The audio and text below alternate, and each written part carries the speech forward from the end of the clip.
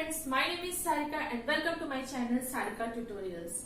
तो आज की क्लास में हम बात करेंगे ऐसे टॉपिक पे जो कि बहुत ही कॉन्सेप्ट वाला टॉपिक है, मल्टीपल एलिलिज्म। तो मल्टीपल एलिलिज्म जैसा कि हमको नाम से ही पता चल रहा है कि यहाँ पर एलिल्स जो है मल्टीपल होने वाले हैं। तो चलिए हम स्टार्ट करते हैं इसके डेफिनेशन से। More than 2 alternative forms of one gene, मतलब एक जीन के जब 2 से ज्यादा अल्टरनेटिव फॉर्म्स हो जाएं तो उसे हम मल्टीपल एलिल्स बोलते हैं। तो अभी तक हम लोग जैसा एग्जांपल में देख रहे थे कि हम लोग हाइट के लिए 2 एलिल्स लेते थे, कलर के लिए 2 एलिल्स लेते थे, शेप के लिए भी 2 एलिल्स लेते थे। लेकिन अगर हम दूसरा एग्जांपल ले जिसमें कि मल्टीपल एलिल्स आते हो तो वो है ब्लड ग्रुप। ब्लड ग्रुप के केस में क्या होता है कि एक ही जीन के बहुत सारे एलिल्स होते हैं। तो ये हो गया हमारा मल्टीपल एलिल्स का एग्जांपल। अब आते हैं हम सेकंड लाइन पे। It is located on same locus of homologous chromosome. ये यहाँ लोकस से मतलब है लोकेशन, तो we can call it as a located on same location of homologous chromosome. इसके बारे में हम डिटेल से पढ़ेंगे आगे। पहले हम आगे बढ़ते हैं। रीजन क्या है मल्टीपल एलिल्स एग्जिस्ट होने का? तो इसका रीजन सिर्फ और सिर्फ म्यूटेशन है। जब भी डीएनए में किसी भी तरह का चेंजिंग हो जाता है या अल्टरनेशन हो जाता है तो वो म्यूटेशन हो जाता है, और इसी म्यूटेशन के कारण क्या होता है, multiple form of alleles exist करने लगते हैं। नाउ अब हम बात करेंगे कैरेक्टरिस्टिक के बारे में। तो पहला पॉइंट हम बात करेंगे, a diploid individual contains 2 alleles and gametes contain 1 allele for a character। यहाँ डिप्लॉयड से हम लोग ले लेंगे एग्जांपल में, हम लोग जैसे ह्यूमन बींग्स को या फिर पी प्लांट्स को भी हम डिप्लॉयड कह सकते हैं। तो उसमें जो है एलिल्स 2 तरह के होते थे। जैसे हम टॉलनेस के केस में लिए थे, कैपिटल टी स्मॉल टी हमारे केस में ले सकते हैं, या पी प्लांट के केस में, मतलब डिप्लॉयड होना चाहिए। डिप्लॉयड के केस में 2 एलिल्स है। The diploid individual contains 2 alleles and gametes contain 1 allele for a character। तो ये जो है ये पेरेंट्स हो गया। जब इसके गैमेट्स बनते हैं, कैपिटल टी स्मॉल टी, ये गैमेट्स बनते हैं, तो gametes contain 1 allele for a character। तो हर गैमेट को अपना एक एलिल मिलता है। इस लाइन से आपको ये समझ में आ गया होगा कि हर डिप्लॉयड के पास 2 एलिल्स होते हैं, और जब उनका गैमेट फॉर्मेशन होता है तो हर गैमेट को एक एलिल मिलता है। सेकेंड पॉइंट है, दे show meristic type of germinal variation. अगर आप में किसी भी तरह का जर्मिनल चेंजेस आया है तो वो आपके पेरेंट्स की वजह से आया है।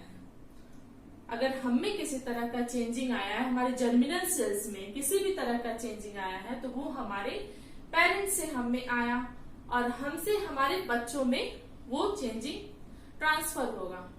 तो ये जो जनरेशन बाय जनरेशन ट्रांसफर होता है उसी को हम कहते हैं meristic type of germinal variation.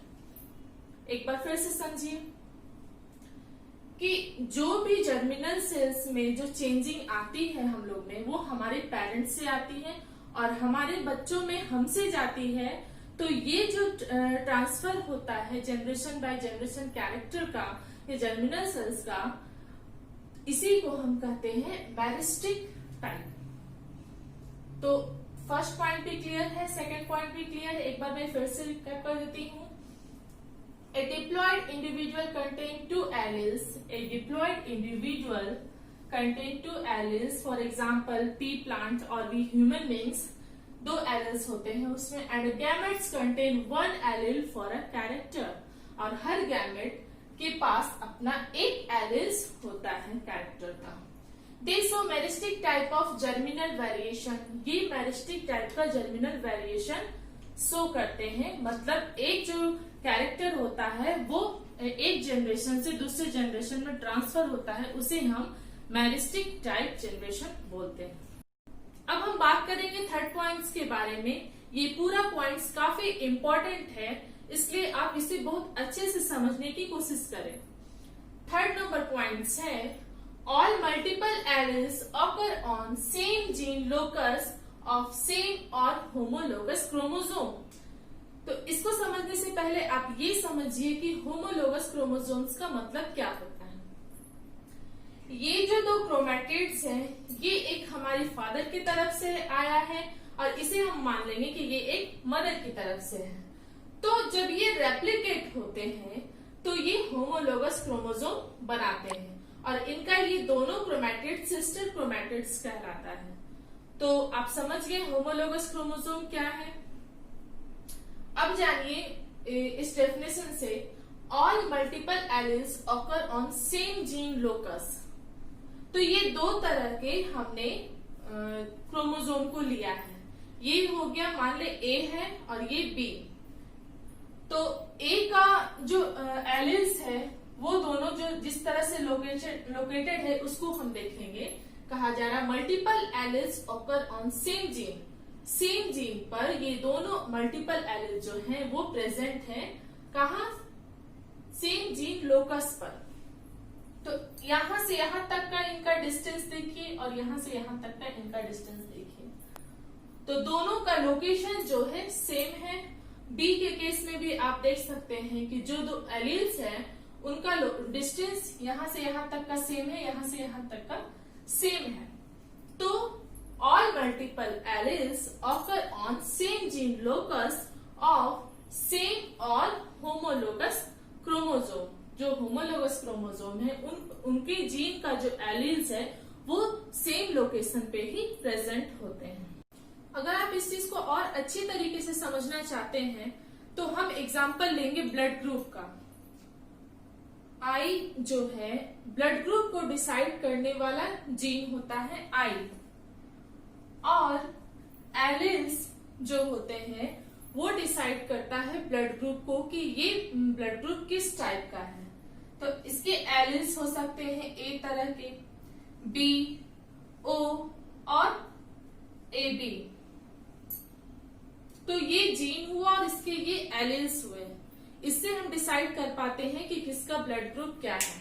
तो मल्टीपल एलिल्स का ये बहुत बड़ा एग्जांपल है आपके सामने कि मल्टीपल एलिल्स तो होते हैं एक जीन के, लेकिन ब्लड ग्रुप सबका डिफरेंट होता है।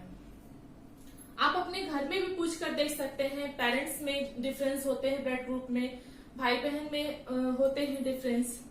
तो इसी तरीके से हमने ये समझा कि पॉपुलेशन में एक जीन के डिफरेंट मल्टीपल एलिल्स तो होते हैं, लेकिन डिप्लॉयड में एक जीन में हमेशा दो ही एलिल्स ही प्रेजेंट होते हैं। तो फ्रेंड्स, आज का ये वीडियो आपको कैसा लगा आप जरूर बताएं।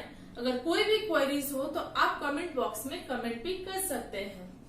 तो फ्रेंड्स, आशा करती हूँ कि आपको ये वीडियो बहुत ही पसंद आई होगी और मैं आगे भी ऐसी वीडियोस लाती रहूं। प्लीज कमेंट भी करें। Thank you.